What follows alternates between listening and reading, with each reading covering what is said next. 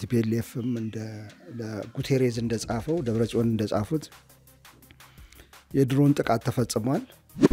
ፋኖ ለሁለት የተሰነጠቀ ቢሆንም የተለያዩ የፋኖ ቡድኖች አሉ። መከላከያ በየቦታው ውጊያ ያደርጋል። አሁን ባለ የቲፒኤልኤፍ አቅም በሁመራም በኩል ሰብሮ መውጣት የሚችል አይመስለኝም። የጫት ዲፕሎማሲ የሚባል ጫት ይዘህ ሄደህ ከጅቡቲ ባለስልጣናት ጋር ፈርሾ ተቀምጦ ንግግር ተደርጎ ተስማምተን እንመጣ ነበር። ቲፒኤልኤፍ የሚለው በተደጋጋሚ በዜና እንደሰማነው ተደጋጋሚ ጥቃት ተፈጽሞብኛል በፌደራል መንግስቱ በሚያስታጥቀው ባደራጀው ባስታጠቀው ኃይል አማካይነት ቲፒኤፍ በሚባለው አማካይነት ትግራይ ፒስ ፎርስ ጥቃት ፈጽሞብኛል በበረሃሌ በአባላ ተደጋጋሚ ጥቃት ተሰንዝሮብኛል የሚለው አሰብ ወደ ኢትዮጵያ ጋር ከኤርትራ ጋር ጥሩ ግንኙነት አድርገን ኖሮን አሰብ በተመለሰ ቁጥር ጅቡቲዎች ትንሽ ይብረከረካሉ።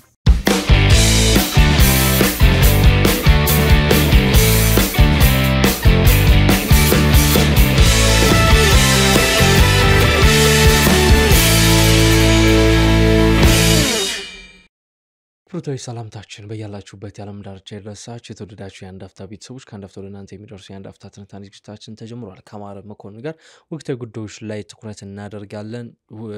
የትኩረት አቅጣጫችን እንግዲህ ሰሜን ምስራቅ የሀገሪቱ ክፍል ላይ ያደርገናል። ትግራይ፣ አፋር፣ አማራ፣ ኤርትራን እንመለከታለን። ከሰሞኑ ህወሓት ወደዚህ አካባቢ ጥቃት ከፍቷል። በኢትዮጵያ መንግስት በኩልም የድሮን ጥቃቶች ተፈጽመዋል። ከዚህ ጀርባ የጥቃቱ ምክንያት አላማ ለምን በዚህ ሰዓት ሆነ የሚለው እንፈትሻለን። ከዚህ በተጨማሪም አፋር ክልል ላይ በአሁኑ ሰዓት የሚንቀሳቀሱ 3 የሚሆኑ ታጣቂዎች አሉ። የነጻ መሬት ታጣቂዎች ወይም ሀራ መሬት የሚባሉት የቀይ ባህር ዲሞክራሲያዊ አፋር ድርጅት እንደዚሁም ደግሞ የጅቡቲን መንግስት ለመጣል የሚንቀሳቀስም ሌላ ኃይል አለ። እነዚህን ሁሉ ያሉበት ኃይል ነው። በስፋት እንቃኘዋለን። አብራችሁን ቆዩ። አሚኮ እንኳን ደህና መጣ። አፋር እንግዲህ ቀጣው ምናልባትም ነገሮች በዚህ የሚቀጥሉ ከሆነ ቀጣው የጦርነት ግንባር ሊሆን የሚችልበት እድል ሰፊ ሊሆን እንደሚችል ከሰሞኑ ያየናቸው ጉዳዮች ለአብነት ሊጠቀሱ ይችላሉ። በዙ 23 እና ሞርታር የተደገፈ የከባድ መሳሪያ ድብደባ ህወሓት ባለፈው መፈጸሙን ተከትሎ እንደዚሁም ወደ አፋር ክልል ዘልቆ 15 ኪሎ ሜትሮችን ተቆጣጥሯል። 6 መንደሮችንም ተቆጣጥሯል። ከ3000 የሚሆኑ ሰዎችም ተፈናቅለዋል። ያን ጥቃት ተከትሎ እንግዲህ እዚህ አካባቢ ውጊያዎች እየተደረጉ ነው። የኢትዮጵያ መንግስትም የድሮን ጥቃቶች እንደተፈጸመ ህወሓት ለተባበሩት መንግስታት ድርጅት በጻፈው ለኢጋድ በጻፈው ለአፍሪካ ህብረት በጻፈው ደብዳቤ ላይ ለማረጋገጥ ተችሏል። ጥቃቱ ወታደራዊ ኢላማዎችና ቦታዎችን ትኩረት ያደረገ ነው። አፋር ላይ የሚንቀሳቀሱ ታጣቂዎች አሉ። እንደዚሁም ደግሞ በኤርትራ አፋርን መሰረት አድርገው የሚንቀሳቀሱ እንደ አጉጉሙ የሚባል በሻዕቢያ የሚደገፍም ቡድን እንዳለ ይታወቃል። የነጻ መሬት ታጣቂዎች አሉ። የቀይ ባህር አፋር ዲሞክራሲያዊ ድርጅት አለ። ቀደም የጠቀስን ደግሞ አንድ የጅቡቲን መንግስት ለመጣል የሚንቀሳቀስ ቡድን አለ። እንደውም የጅቡቲ መንግስት ባለፈው አመት ጥር ወር ላይ በኢትዮጵያ ግዛት ውስጥ የድሮን ጥቃት መፈጸሙን የፈረንሳይ ዜና ጣቢያዎች ጭምር ሲዘግቡት እንደነበር እናስታውሳለን። እነዚህ ሁሉ የሚንቀሳቀሱበት አካባቢ ነውና አሁን ላይ እንደው እየተባለ ያለው ከህወሓት ጥቃት በኋላ የፕሮክሲ ጦርነት በኢትዮጵያና ኤርትራ መካከል ነው እየተደረገ ያለው። ጀርባውን ካላጥ ነው ከቲፒኤፍ ጀርባ መንግስት አለ፣ የፌደራል መንግስት አለ። ከቲፒኤልኤፍ ወይም ቲዲኤፍ ጀርባ ደግሞ ሻዕቢያ አለ የሚሉ ነገሮች በስፋት እየተነሳ ነው። የዚህ ጥቃት ለምን በዚህ ወቅት ሆነ ምክንያቱስ እንደው ምንድነው የሚለውን እንቃኝና ወደ ሌላኛው አጀንዳ እናመራለን። ከዛ በፊት በጀነራል ታደሰ ወረደ ወደ እኛም ወደ አፋር ክልል አልገባንም እነሱም ወደኛ አልመጡም የሚል መግለጫ አውጥተዋል። ምን ማለታቸው እንደሆነ አልገባኝም። የኛ ነው ያለንበት መሬት የገባንበት የትግራይ ክልል ነው ለማለት ነው ወይስ አወዛጋቢ ስለነበሩ ቦታዎቹ ለዛ ነው ወይም ያኛው ነጻ መሬት ስለሆነ ነጻ መሬት ማለት እንግዲህ በክልል ኢትዮጵያ በፌዴሬሽን በክልሎች ነው የተዋቀረችው። ነጻ መሬት የሚባል ያለ አይመስለኝም። ግን ምን ማለታቸው ነው የሚለው ጥያቄ አንደኛው ጥያቄ ነው። ቲፒኤልኤፍ የሚለው በተደጋጋሚ በዜና እንደሰማነው ተደጋጋሚ ጥቃት ተፈጽሞብኛል በፌደራል መንግስቱ በሚያስታጥቀው ባደራጀው ባስታጠቀው ኃይል አማካይነት ቲፒኤፍ በሚባለው አማካይነት ትግራይ ፒስ ፎርስ ጥቃት ፈጽሞብኛል በበረሃሌ በአባላ ተደጋጋሚ ጥቃት ተሰንዝሮብኛል የሚለው በእኔ እምነት እነሱ ክሮስ አላረግንም አርገናል ያፋር ድንበር ምናምን ቢሉም ከቲፒኤልኤፍ አንጻር ሁለት ነገር ነው ላይ የሚችለው ጥቃት ሲፈጽም። አንደኛ ይሄ ቡድን እዛ ነው የተደራጀው፣ የጀነራል ገብረ እግዚአብሔር ነው የሚመሩት ቡድን እዛ አፋር ነው የተደራጀው። የተደጋገመ ጥቃት ስለሚያደርስበት ያንን ትሬት ማስወገድና ትግራይ ድንበር ላይ ሆኖ ከመጠበቅ ይልቅ በአፋር ዞን ደጀን ዞን አድርጎ ከአፋር ወደ ከኢትዮጵያ መካከለኛው ክፍል ወደ አፋር የሚሄደውን መንገድ ያንን ቦታ ተቆጣጥሮ ራሱን ለመከላከል የሚያደርገው ነው ብዬ ማስበው። ያደረገው ጥቃት ከዛ አንጻር ነው መታየት አለበት። አንድ ትሬቱን ለማስወገድ ነው ከቲፒኤፍ የሚመጣበትን ትሬት። ሁለተኛ ባለፈው ጊዜ እንዳደረጉት ደጀን በአፋር ዞን የሚባለው ደጀን ትግራይ ውስጥ ጠበህ ከመቀመጥ እዛ ድንበር ላይ ከመቀመጥ ደጀን ቦታ ይዞ ውጊያው ከትግራይ ክልል ወጣ ብሎ እንዲደረግ ውጊያ ከተደረገ የሚል ነው የኔ ሐሳብ። ከዛ መንግስት መልስ ሰጥቷል። እንደሰማነው ከሆነ ቲፒኤልኤፍም እንደ ለጉቴሬዝ እንደጻፈው ደብረጽዮን እንደጻፉት የድሮን ጥቃት ተፈጽሟል። የድሮን ጥቃቱም እንደዚሁ አወዛጋቢ ነው። የትኛው ድንበር ላይ ተፈጸመ የሚለው ደብዳቤው በትግራይ ውስጥ ነው የሚለው። በእኔ እምነት መንግስት ጥቃት ካደረገ ሰብሮ የገባውን ቡድን ነው ላይ ነው ጥቃት የሚፈጽመው ብዬ ነው የማስበው። ያው የመከላከል በለው ጥቃት ነው የሚያደርገውና ቦታው እንግዲህ ይለያል ወደፊት የትኛው ቦታ ነው የሚለው። ግን ትመመን ያለ አይመስልም። ያፋር ነው የትግራይ ነው የሚለው አከራካሪዎች ቦታዎች ይመስሉኛል። ቶናሊ የሚባለው ነው። ቶናሊ የተሳሳትኩ እዛ ላይ እንደሆነ እንግዲህ ወረዳው መጋሌ ነው የሚባለው። መጋሌ ነው የሚባለው። ከአባላ ስር ነች። አወዛጋቢ ቦታ ነው ማለት ነው። ማገናኛቸው ነው።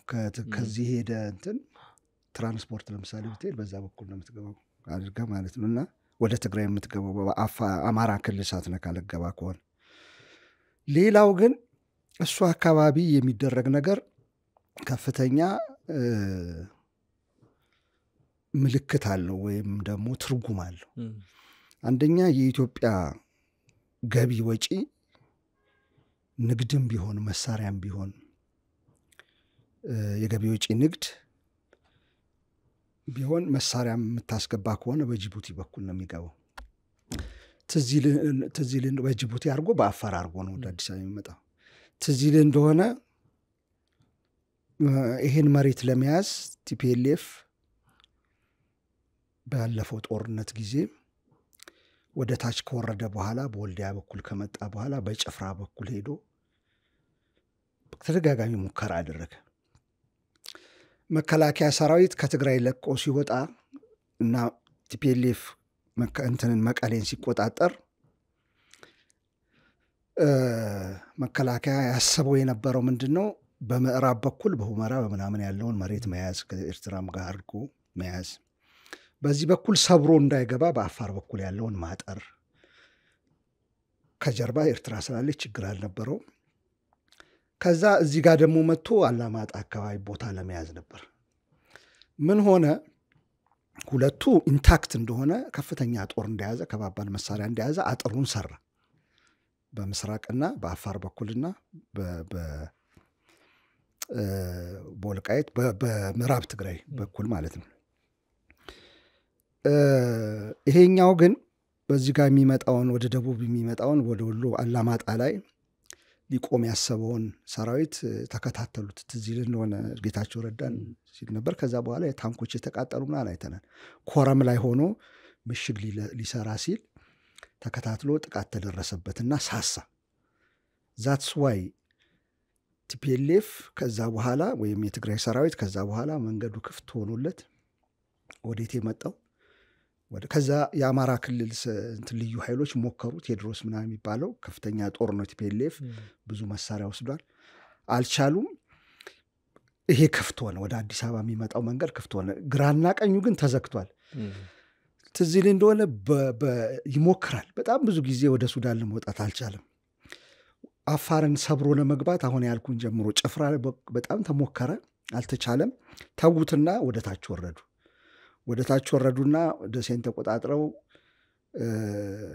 መጡና በኮምቦልቻ አድርገው ወደ ከሚሴ በከሚሴም በኩል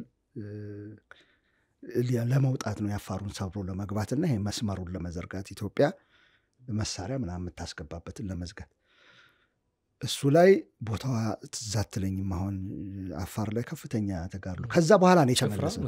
ጭፍራ በላይ በኩል ነው። ከዛ በዚህ በባቲ መጥተው በደሴን አልፎ መጥተው በኮምቦልቻ አድርገው በከሚሴ አድርገው እዚህ ከኦነግ ጋር ተገናኙ ምናምን ተባለና የሄዱበት ቦታ አለ ወደ አፋር። እዛ ላይ ከባድ ውጊያ ተደርጎ እንትኑ መቀልበስ የጀመረው እዛ ቦታ ላይ። ከዛ ወደ ታች የሚወረድ ኃይል ነበረ ወደ ሰሜን ሸዋ፣ እሱም ወደ ኋላ እየተገፋ መጣ። ከፍተኛ ውጊያ ግን እዛ ጋር ነው የተደረገው። ምን ለማለት ነው ይሄንን የዘረዘርኩት? አንድም ትርጉም አለው። ቲፒኤልኤፍ ወደዛ የሚገፋ ከሆነ ይሄንን የደም ስር በለው ለኢትዮጵያ ቦታውን ከያዘ የኢትዮጵያ ሰራዊት በአውሮፕላን ምናምን ካልሆነ፣ በአውሮፕላን ደግሞ ስንቱን ነገር ታስገባል፣ ካልሆነ የበርበራ መጠቀም አይቻልም። ምናልባት ነው አልተጀመረም፣ ገና የበርበራ አልተጀመረም። በጣም ብዙ ኮምፕሊኬሽን አሉት የበርበራ። ታጣቂዎች አሉ፣ ወደፊት እንመጣበታለን። ሶማሊላንድ ተመገንጠል እሱ ራሱ ነው እና ያንን ሴፍ አድርጎ ራሱ ወደፊት ስናወራ ያንን ሴፍ አድርጎ የኢትዮጵያን መስመር እንዴት ነው ከበርበራ ተነስቶ ኢትዮጵያ እስኪገባ ድረስ የሚለው አንድ ትልቅ የቤት ስራ ነው። ስለዚህ ገና ነው እሱ። ቢሆን እንኳን የጅቡቲውን የመተካት እንትኑ አሁን ባለበት ደረጃ ፕሮባቢሊቲው ትንሽ ነው።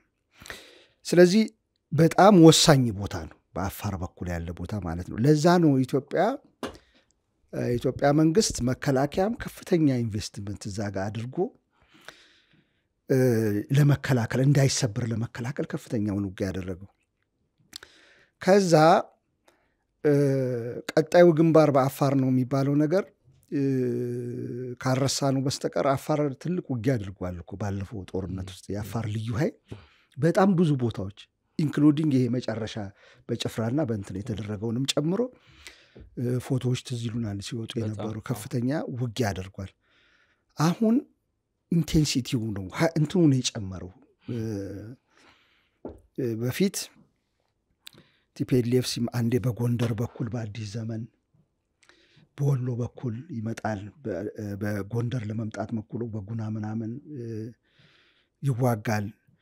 በጋሸና በኩል አድርጎ ሊቆርጥ ይሞክራል፣ ይዋጋል። ያኔ በተለያዩ ቦታዎች ነው የመጣው ቲፒኤልኤፍ ወይም ሲዋጋ የነበረው። አሁን ኢንቴንሲቲው ይጨምራል ስል ሙሉ ትኩረት እዛ ጋር ከሆነ ሜዳ ይሆናል ማለት ነው። አፋር ዋና ሜዳ ይሆናል፣ የመዋጋ ሜዳ ይሆናል። እናየዋለን፣ ቀስ እያን እናየዋለን። እሱን ግን ምንድን ነው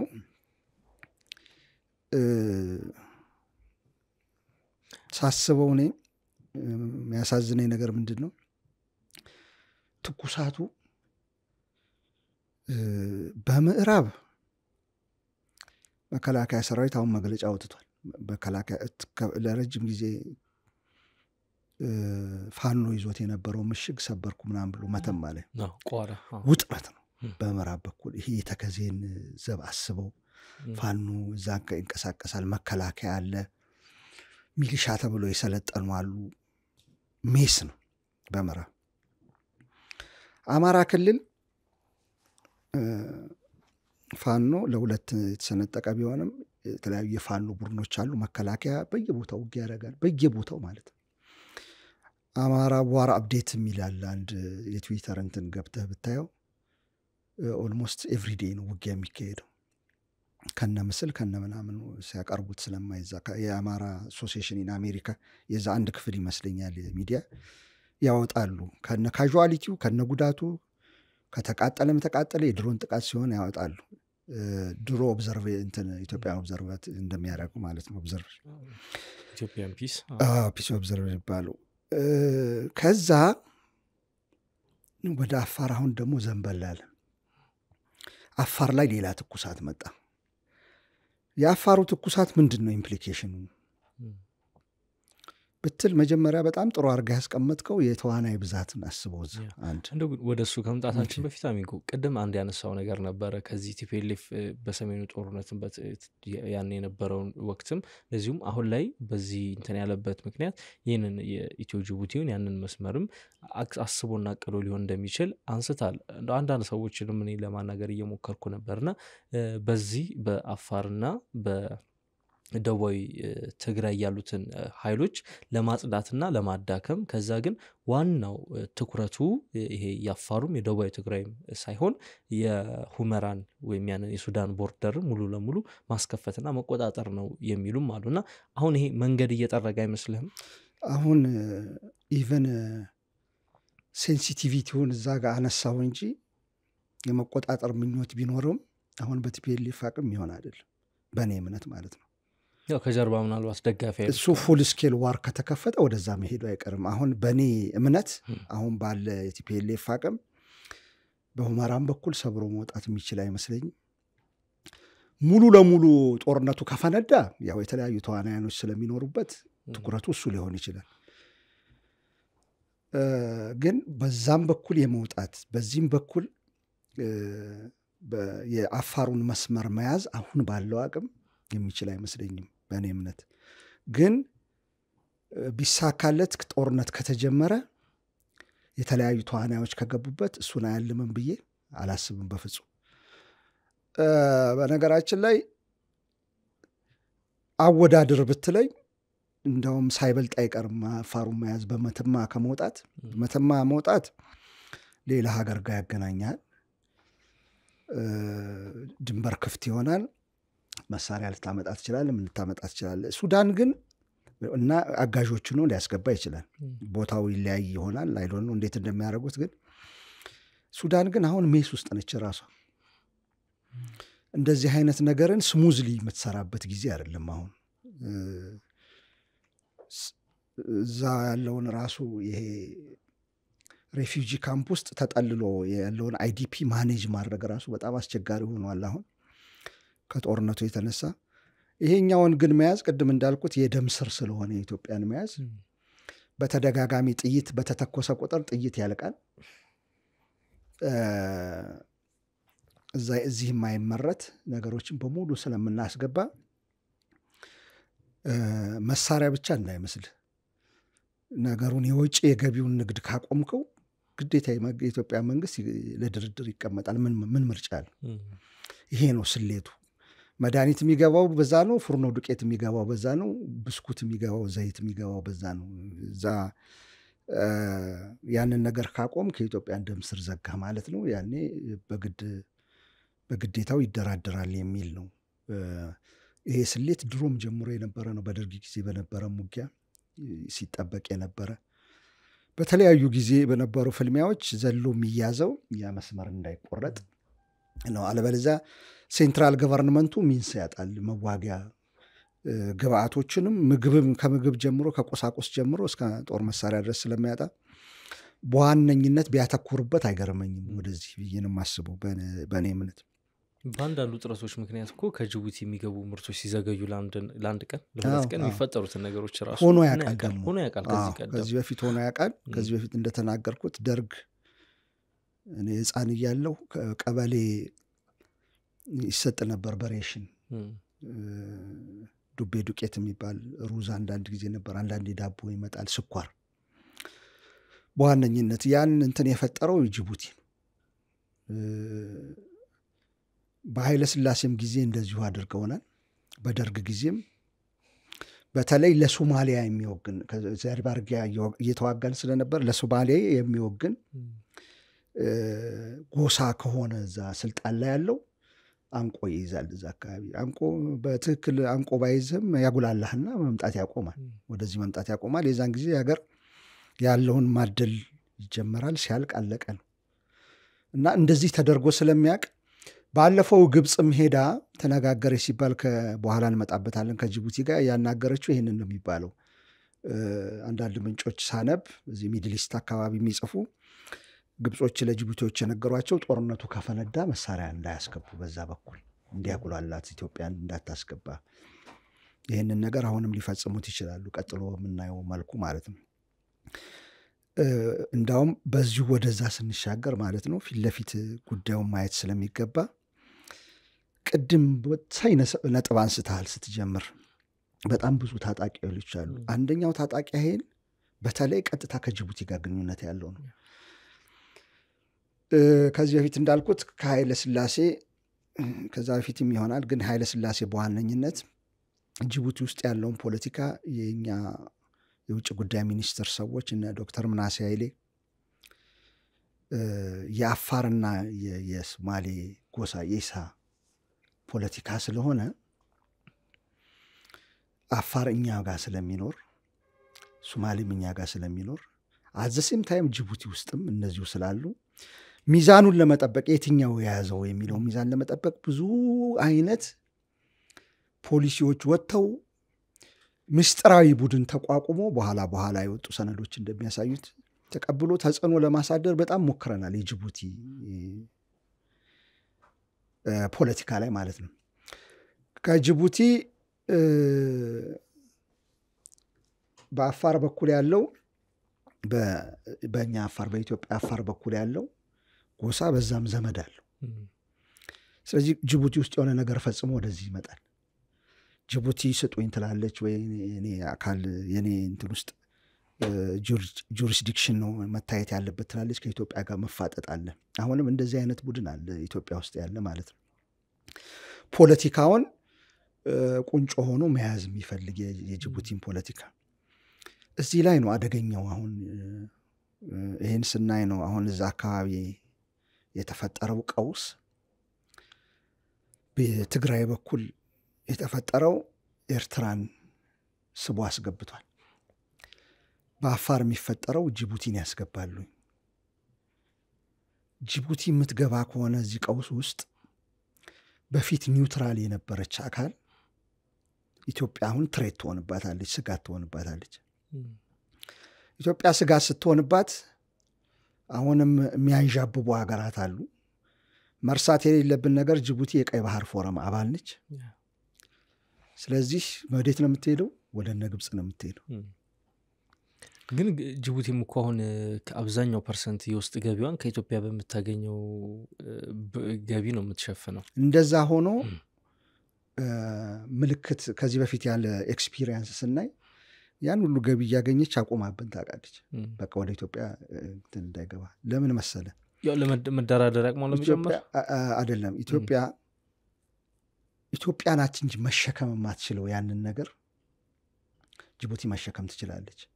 አንደኛ 900 ምናምን ሺህ ህዝብ ነው፣ 1 ሚሊዮን የሚሆን ህዝብ ነው። ይህን ትልቅ ቢሊዮን ዶላር የእንትን ፋሚሊው ነው የሚያዞረው የሚያሽከረከረው። ይሄ ሮያል ፋሚሊ እንደ ክላስ ነገር አለው ወይ? የድሮ የኦፕቲዶን ፋሚሊ አለ፣ አሁን ደግሞ የኦመርጌሌ አለ። ሁለቱ እየተቀያየሩ ነው የመሩት። እነዚህ ጋር ነው የሚበተነው። እና 1 ሚሊዮን ህዝብ ይዘህ የተወሰነ ወራት መቸገር ምንም ችግር የለውም። ኢትዮጵያ ነች 130 ይዛ በጣም የሚከብዳት አንድ በላይ።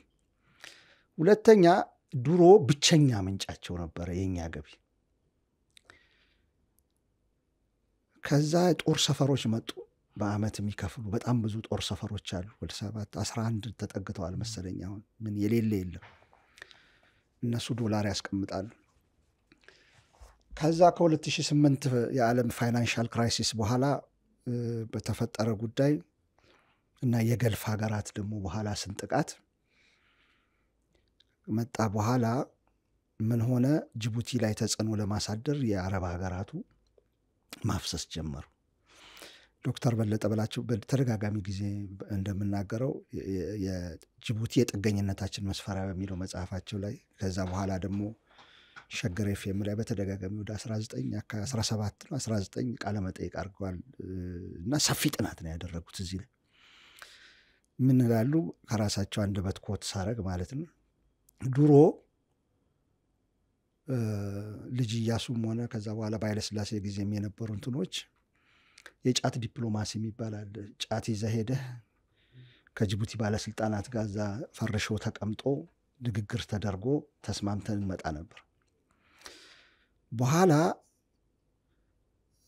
እነዚህ አረብ ሀገራት ከገቡበት በኋላ ጅቡቲዎች የጅቡቲ ባለስልጣናት ፍሬሽ አናናስ ማያገኙትን ከአረብ ሀገር ተነቅሎ ይመጣና ቴብላቸው ላይ ምንድነው ጠዋት ቁርሳቸው ላይ የሚፈልጉትን ምግብ ከዛ ኢንጀክት ያደርጋሉ ገንዘብ በጣም ብዙ ገንዘብ ስለዚህ ጅቡቲዎች አሁን ኢትዮጵያን ዘጋ አርጎ የመቆየት ችግር የለባቸው ከዛ ኢቭን እንትኖቹ ሊያማልሏቸው ሁሉ ይችላሉ ግብጾቹ $3 ቢሊዮን ነው የምትከፍልሽ ኢትዮጵያ እኛ ኢንቨስት ምናምን እናርግና መልሰሽ ታገኙዋለሽ ምናምን ብሎ ሊያማልሏቸውም ይችላሉ እንደዛ ጠጋ እያሉ ይመስልኛል አሁን ሳስበው ራሱ በቀደም ለተሰምቻለሁ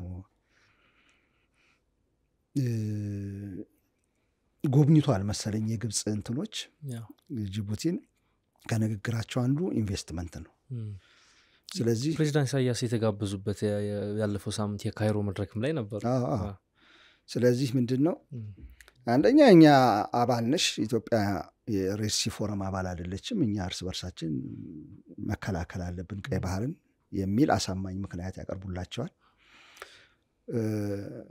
የአረብ ሊግ አባላት ናቸው አባል ናቸው አንድ ናቸው ያሳማኝ ምክንያት ያቀርቡላቸዋል በዋነኝነት ግን ኢትዮጵያ የምትሰጠውን ነገር ግብጽና ከጀርባ ያሉ የግብጽ ደጋፊ ሀገራት ምናልባት ሳውዲ አረቢያ ማቅረብ ይችላሉ በሚል የተወሰኑ አመታትን ቢያንስ እኛ ፔንፉል ሲሆንብን በጣም ከባድ ሲሆንብን ጅቡቲ ግን ይዛው በጣም ትንሽ ህዝብ ነው ያላት ይዛው ልትሄድ ትችላለች ያንን ነገርና ምን ለማለት ነው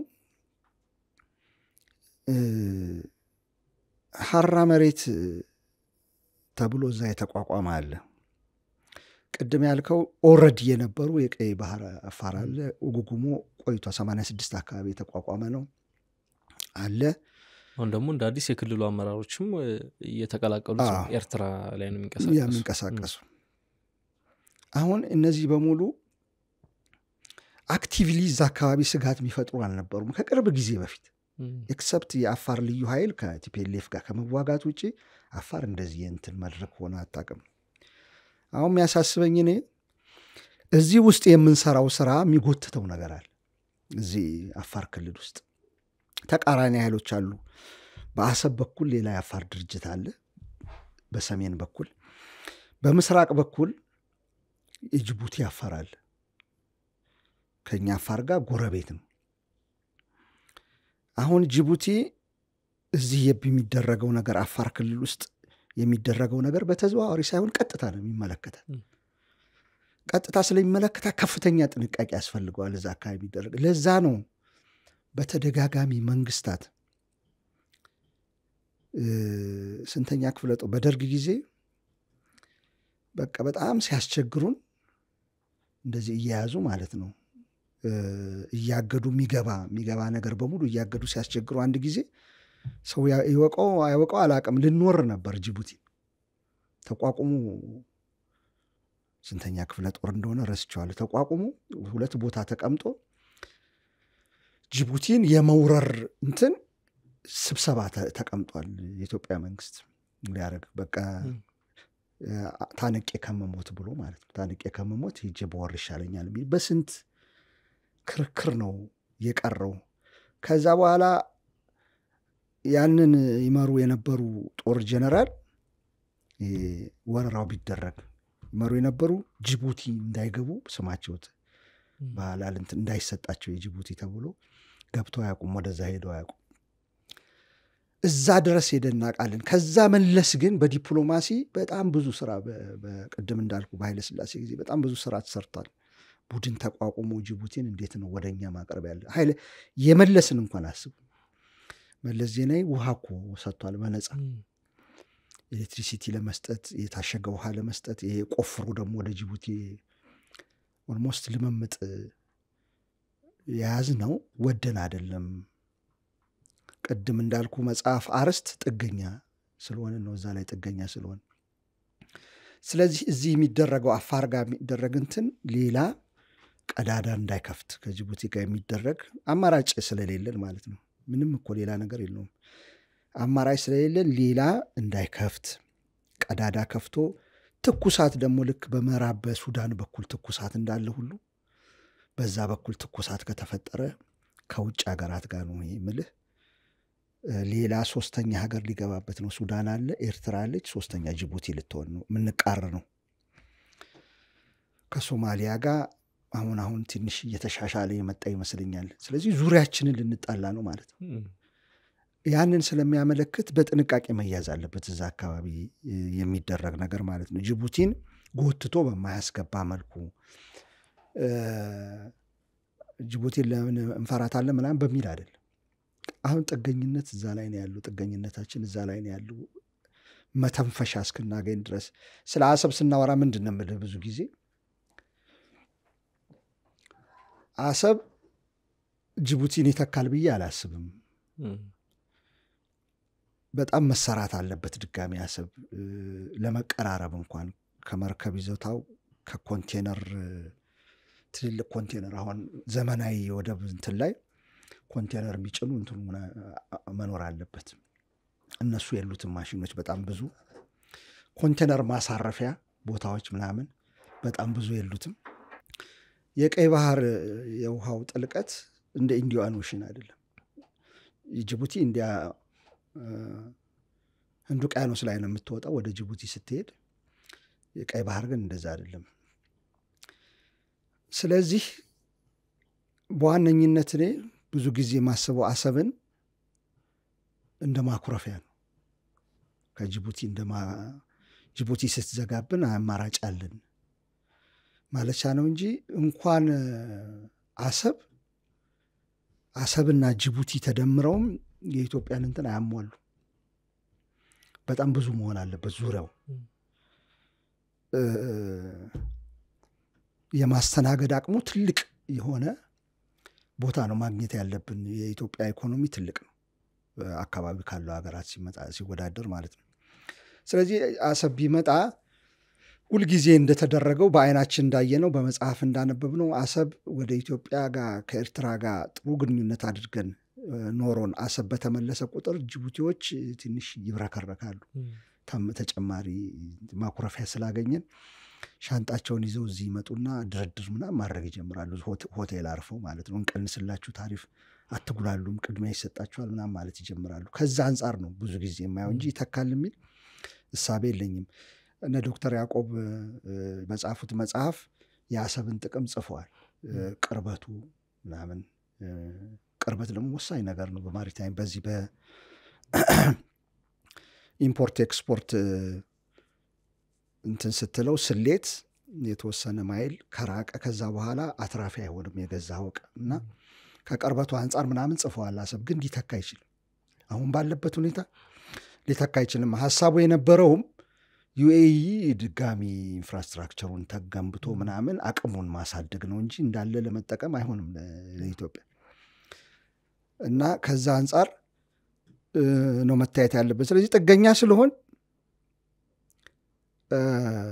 ጎትተን ባናስገባት ለትግራይ ለቲፒኤልኤፍ ያሰብነው ነገር ጅቡቲን ጎትቶ እንደማያስገባ እዚህ ውስጥ መጠንቀቅ አለብን ለማለት ነው። ዋነኛው ላሰምር የምፈልገው ተዋናያን ብዙ ስላሉ እዛ ጋር ጅቡቲን ጎትቶ እንዳያስገባ ተቃርኖ ከኛ ጋር ቅራኔ እንዳይፈጠር ከዛ ከኤርትራ ጋር ብቻ የነበረውን ሰጥ አገባ ደግሞ ከጅቡቲ ጋር እንዳንጀምር ከዛ ወደፊት ልናየው እንችላለን። እዚህ ድሬዳዋ ላይም የተፈጠረ ነገር አለ የጠቅላይ ሚኒስትሩ የፓርላማ ንግግር በኋላ እሱም ደግሞ እየጨመረ ከሄደ በምስራቅ ደግሞ ሌላ ትኩሳት ስለሚፈጠር መንግስትን የምጠይቀው ምንድነው እሳቶቹ በተቻለ መጠን እንዳይበዙ ማድረግ ነው። በተቻለ መጠን ከተቻለ ሁሉንም በሰላማዊ መንገድ መጨረስ ነው። ካልተቻለ ግን ሰሜን ውስጥ እሳት እንዳለ ቁጭ ብሎ ደቡብ ላይ መፍጠር አያስፈልግም ሌላ። እንደዛ ከሆነ ሀገር የመበተን አደጋ ይመጣልና እሱ ስጋት ስላለኝ ነው ይሄን ለማንሳት የፈለኩት። የዚህን አፋርን አካባቢ ያለውን የትሪያንግል ቀጠና እንግዲህ በሚገባ ነው ያነሳው። እዛ አካባቢ እንግዲህ በርከት ያሉ ቢያንስ እንደው በጥቂቱ እንጥቀስ ብንል ከአራት የሚደርሱ ታጣቂዎች አሉ። ከጀርባ ያሉ እጆች ደግሞ በርካታ ናቸው። ጅቡቲ፣ ኤርትራ፣ ግብጽ፣ ሳውዲ እያልን መቀጠል እንችላለን። ከሰሞኑ እንግዲህ ህወሓት ከፈጸመው ጥቃትና የፕሪቶሪያ ስምምነት ተጥሷል አልተጣሰም የሚል ክርክር እየተነሳ ባለበት ወቅት እንግዲህ ያለውን ሁኔታ ለመቃኘቱ ወደናል። እንግዲህ ተመልካቾች በእርግጠኝነት አንድ ጠቃሚ ነገር እንዳገኙ እርግጠኛ ባለ ተስፋ ነን። እንግዲህ አሚጎ የዛሬውን ዝግጅት እዚህ ጋር እንቋጭ። የተወደዳችሁ የአንድ አፍታ ቤተሰቦች እንግዲህ የዛሬው ትንታኔ ዝግጅታችን ይህን ይመስል ነበር። አብራችሁ ስለቆያችሁ እናመሰግናለን። መልካም ቆይታ